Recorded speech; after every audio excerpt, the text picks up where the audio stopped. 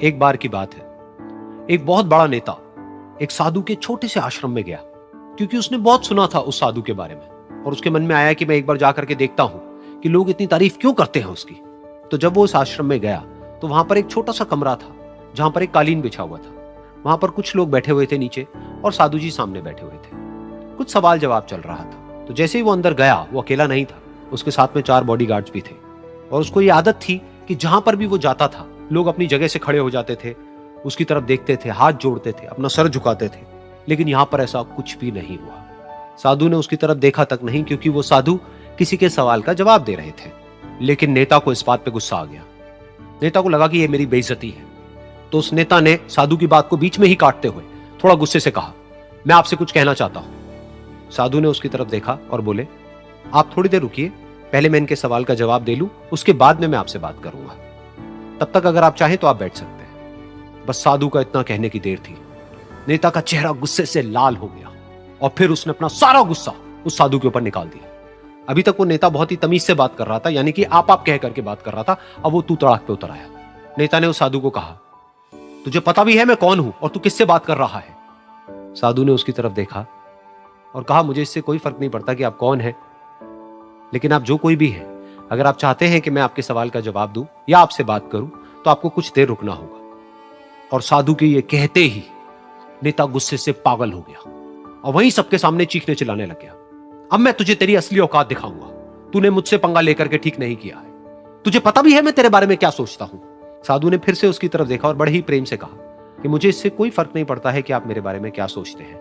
आप जो चाहे वो मेरे बारे में सोच सकते हैं। फिर उस नेता ने बोला कि तू चाहे सुनना चाहता है या नहीं, लेकिन मैं तुझे बताऊंगा यही सबके सामने कि मैं तेरे बारे में क्या सोचता हूं। तू एक बहुत ही घटिया इंसान है।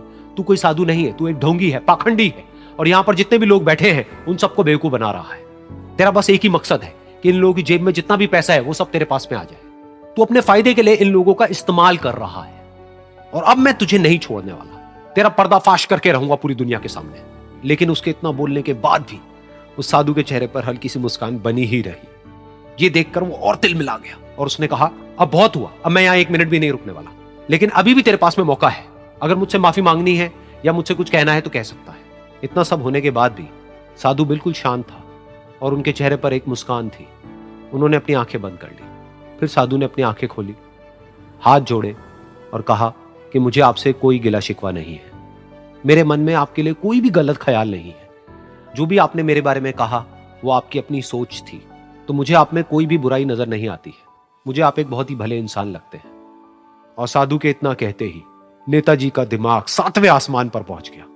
उनके चेहरे पर एक अजीब सी खुशी थी, क्योंकि उस साधु ने वो ही कहा जो बाकी सब लोग उस नेता को कहते हैं। और वो खुशी खुशी उस आश्रम से अपने घर की तरफ चला गया और जा करके अपने पिताजी के साथ में बैठ गया।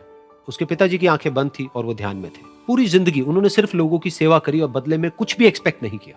तो थोड़ी देर बाद जब उन्होंने अपनी आंखें खोली और देखा अपने बेटे को अपने साथ बैठे हुए, तो उनके बेटे के चेहरे पर आज एक अजीब सी खुशी थी जो आज से पहले उन्होंने कभी नहीं देखी थी।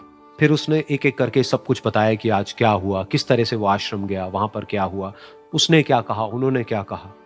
तो जब इसके पिताजी ने पूरी बात सुनी तो थोड़ा सा मुस्कुराए और अपने बेटे को देख करके बोले कि उन्होंने तुम्हारी तारीफ नहीं करी है, क्योंकि उन्होंने वो नहीं कहा कि जो तुम हो, उन्होंने वो कहा कि जो वो खुद है।